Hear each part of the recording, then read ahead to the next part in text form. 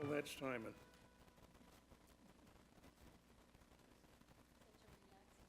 No, that's my meds I'm not going to take. I will call the Planning Commission meeting for October 7th, 2025 to order. And if you stand and join me with the Pledge of Allegiance, I sure would appreciate it.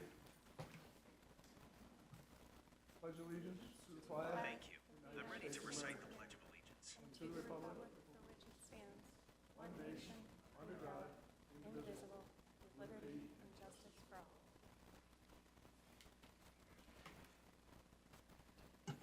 Can we get a roll call, please? Commissioner Moriali? Here. Alderperson Denham? Here. Commissioner Kendrick? Commissioner Hillis?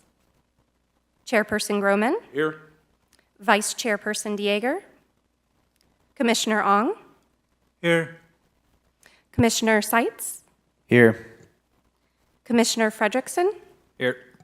We have a quorum. Do we have anybody for public comment tonight? Nobody for public comment, but we will have speakers on the item. That's fine. That's great. First item on the agenda is the approval of the Planning Commission minutes for the September 2nd, 2025 regular meeting. Have the commissioners had a chance to read it? Does anybody have any comments they want to make on it? Can I get a motion to approve it? Motion. Second. Can we have vote? Commissioner Moriali? Yes.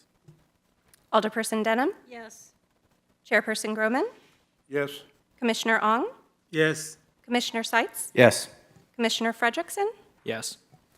We have 6 votes yea, 0 nay. Motion carried. Thank you. We'll now go into the public hearings. The first item listed for public hearing is a request for a preliminary plat for Longstone 2, Branson, Missouri. Can I get a motion to bring the item to the floor? Motion.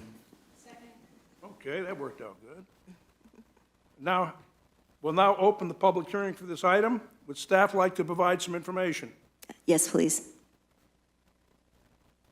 Okay, this is our only public hearing tonight, and again, it's a request for a preliminary plat. The location is 622 Sunshine. Applicant is Kevin Garnett with Miko Engineering. Owner is Brent Long, and Mr. Long and his wife are here tonight. The current zoning of this property is low-density residential. The intent is to create 35 single-family residential lots on 11 acres. The density will be 3.18 dwelling units per acre. The max allowed in the LDR zoning district is 6 dwelling units per acre. So this is a public hearing. Legal advertisements did go out in the paper.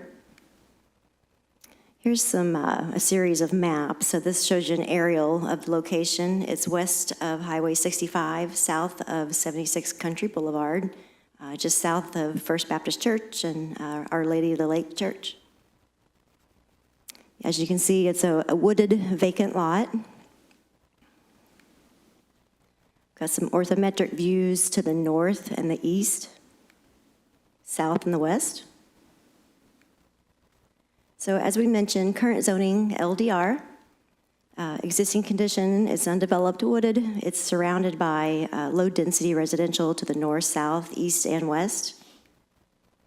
So the proposed zoning is to remain LDR. This is our existing land use map. It just reflects that it's vacant. We've got an aerial with utilities. You can see there is sewer, sanitary sewer, and water on site. So our 2030 preferred land use map does designate this area as low-density residential, so it's in compliance with our community plan 2030.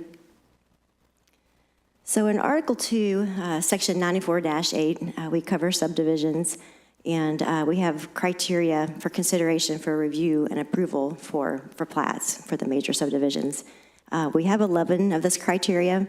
And included in your staff packets, we had the applicant respond to each of these criteria to show how they meet this criteria, which they did. And we agree that they do meet their criteria for a major subdivision. So then it just continues on. So we also, for platting, open space dedication comes into play. This is in section 94-119. And basically, open space dedication just applies to preliminary and final plats for residential development. It does require consideration for open space and public open space dedication. We use a formula to determine the acreage needed for that dedication, and this dedication requires Parks Board recommendation, which is what we did on September 16th.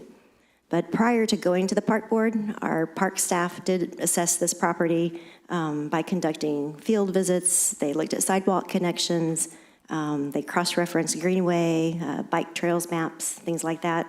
And park staff did determine that this area is not really suitable for like a public park, or that there weren't any connections to other trails nearby. So park staff's recommendation to the board was not to dedicate any public open space.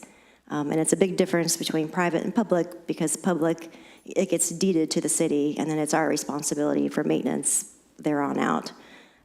So on September 16th, the Park Board met, and they voted unanimously to not accept the public open space for this subdivision. However, the applicant is proposing 3.16 acres of private open space within the subdivision, which is actually more than what is required per code. Per code, I think it's 2.1 acres is what's required. So the applicant is planning to use this as open space to serve as an amenity for the residential community, proposing playgrounds and just preservation of the woodlands. And we're in support of that as well. So staff's recommendation is to approve this application request, and I'm happy to answer any questions you all may have. Thank you, Jennifer. Any commissioners have any questions or comments?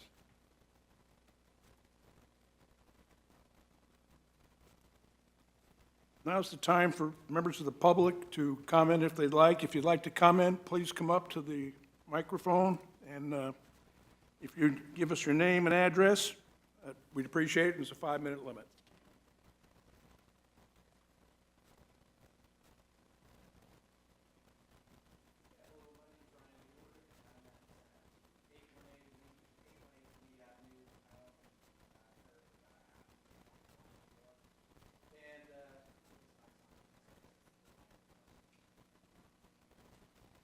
And so my only concern really is with traffic flow on Sunshine.